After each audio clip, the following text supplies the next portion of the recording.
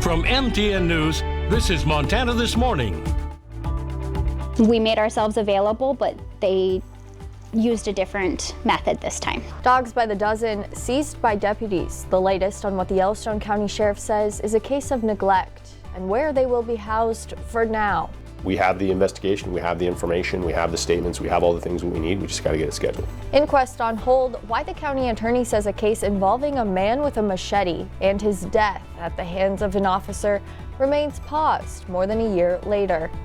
I'm Jonathan Amberian at the state capitol. The Montana Republican and Democratic parties have both selected new chairs this year. I spoke to both new chairs about how they're adjusting to the shifting political landscape in Montana. Those stories and much more coming up in the next hour. Good morning and welcome back to Montana This Morning on this Tuesday, September 30th. I'm Hailey Monaco here with Miller Robson. Good morning, Miller. Well, good morning, Hailey, and welcome to the last day of September. Yep. How about that? Day. Into a brand new month tomorrow in the final quarter of the year. Will we have fall returning to the area? Yes, a big blast of it trying to hit us right between the eyes as we head into the weekend. More on that in just a second. Great shot there of Sydney, and I believe you can see Venus there as well. Beautiful start to what should be a pretty nice day today. Another day we're going to stay above average. Like yesterday, we hit a high of 82 at the airport, about 14 degrees above the norm. Our low of 55, about 11 degrees above average. Top gust yesterday of 17 miles an hour. Was a dry day, so we're going to wrap up in the hole for the month of September. Still pacing ahead for the year. Starting to see some drought conditions kind of creep into Yellowstone County because we're behind for the month. So we have a little bit of work to do, and there's not a lot of moisture in the forecast, at least not the next couple of days here in Billings.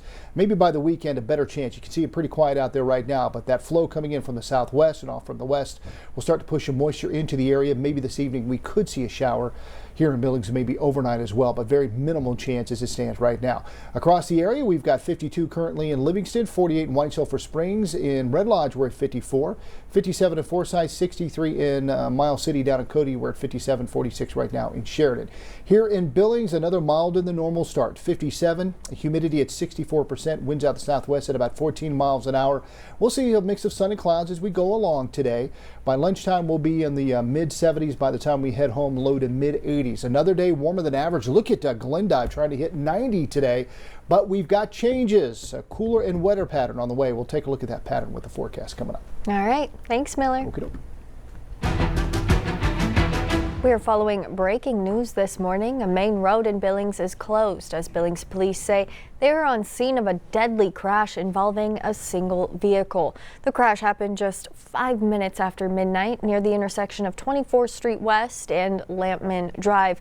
That's near Barnes & Noble. Details are limited right now, with police only saying this is a single vehicle fatal crash. Now, the stretch of 24th Street between Stillwater Drive and Monad Road will be closed as police continue to investigate what happened. If you can, avoid the area and find another way around. We will continue to keep you updated as we learn more and when the road reopens. Another busy day is set for the Senate floor in Washington this morning. The Senate is set to vote again today on a House government funding bill in a last-ditch effort to avoid a government shutdown at midnight. Talks have stalled despite President Trump and top White House officials meeting with congressional leaders yesterday at the White House. Tina Kraus has more from New York.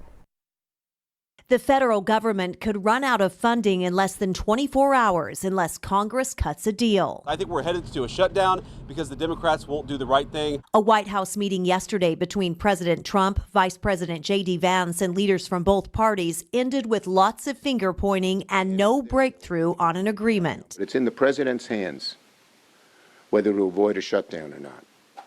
He has to convince the Republican leaders. The Republican-led House passed a short-term bill to keep the government funded at current levels through November. But congressional Democrats have put up a counteroffer to keep things running through the end of October. They also want to permanently extend Affordable Care Act subsidies, set to expire at the end of the year, and reverse funding cuts to Medicaid. House Minority Leader Hakeem Jeffries on CNN last night. This is not simply a negotiating tactic. This relates to the well-being and the health of the American people. President Trump and Republicans say the Democrats' demands are unreasonable. They're going to have to do some things because their ideas are not very good ones. They're very bad for our country. If there is a shutdown, Social Security, Medicare, and Medicaid payments will continue, though national parks and museums will close. Tina Kraus, CBS News, New York. The TSA warns Americans could expect long lines at airports if the government does shut down. The U.S. Travel Association says the industry could also lose $1 billion a week due to possible disruptions at airports and railways. Meanwhile, the Trump administration is aiming to boost the U.S. coal industry through federal investment. The Department of Energy, Interior, and EPA all making declarations Monday to reinvigorate and expand America's coal industry. That includes a total of $625 million to expand and boost energy production, along with supporting communities nationwide. Now, those funds could help keep coal plants like Colstrip open and lower energy costs. $350 million of the money will be used to modernize coal power units, with $175 million going towards rural capacity and affordability projects. U.S. Energy Secretary Christopher Wright says this move was made as coal has been under assault for years. He called coal the, quote, backbone of steel production and critical for America's industrial might. Wyoming Senator John Barrasso applauded the decision, saying, quote, Wyoming is the Saudi Arabia of coal. We have enough to power this country for the next century, if not 2 centuries and beyond. With today's announcement, we now have the tools we need to expand coal production on federal lands and strengthen our mining workforce and the communities they support in Wyoming. We continue to follow the latest on the Northern Cheyenne Tribal Council this morning. Now, the tribe's bank accounts are now frozen, and it stems from tribe confrontations over the past month, with the chiefs removing several office holders. According to President Gene Small, First Interstate Bank froze the accounts because of conflicting stories about who has authority to sign. According to one of the tribal council members, 4 people could have signed, but the traditional chiefs and tribal council are in disagreement over who those 4 actually are. Now, the traditional chiefs society removed 8 tribal council members and 2 from the executive branch earlier this month, but the former tribal council does not recognize that decision.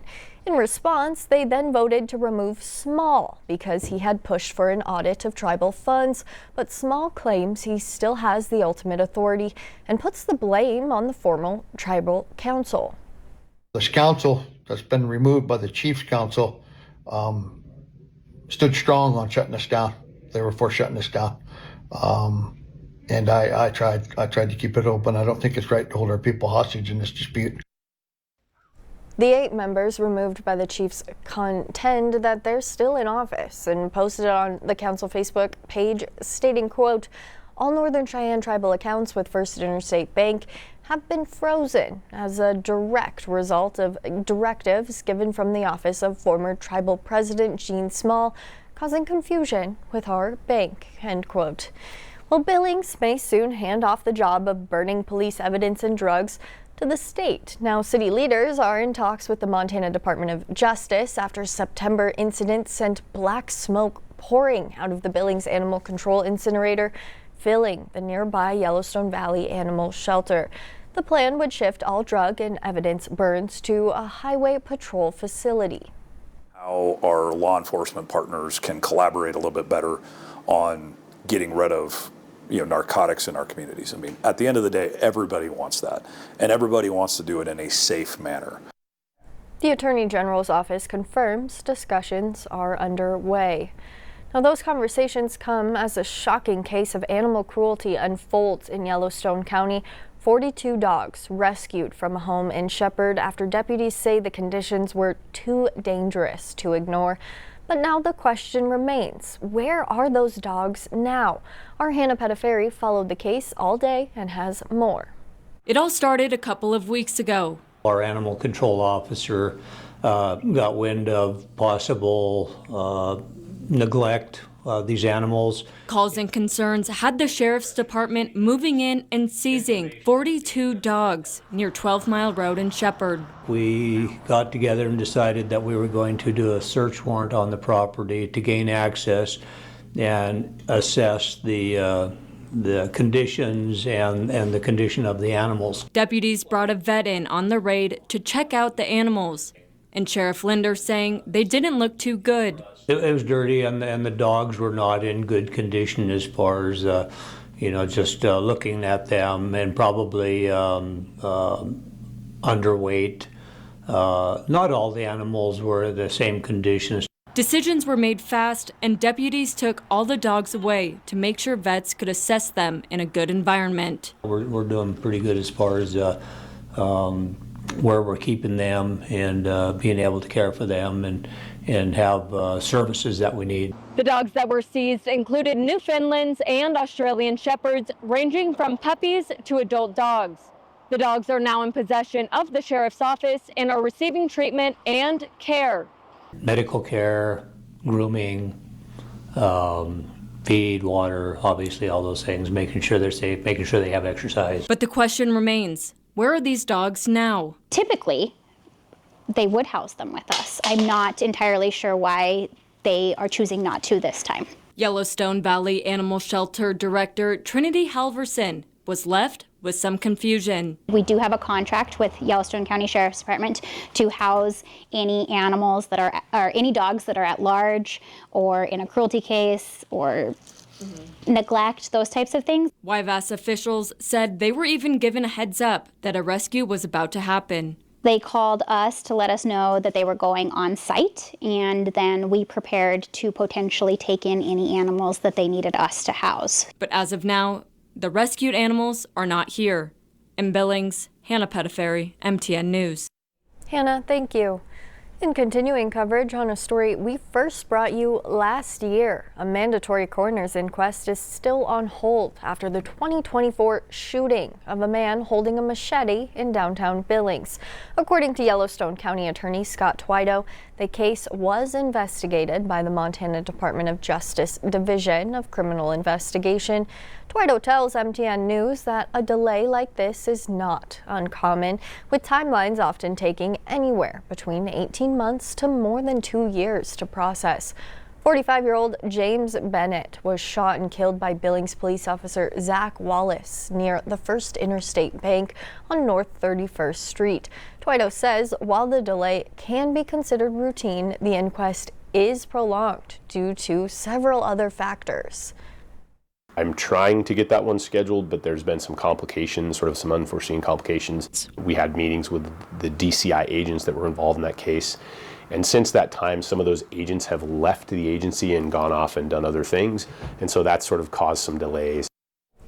Back in May 2024, the officer was put on leave at the time. In our next half hour, our Isabel Sparts breaks down what we know of the case from the county attorney. A multi-million-dollar project is about to change the life for seniors in Miles City. Check it out. New aerial footage shows the $4 million senior center rising on Haynes Avenue.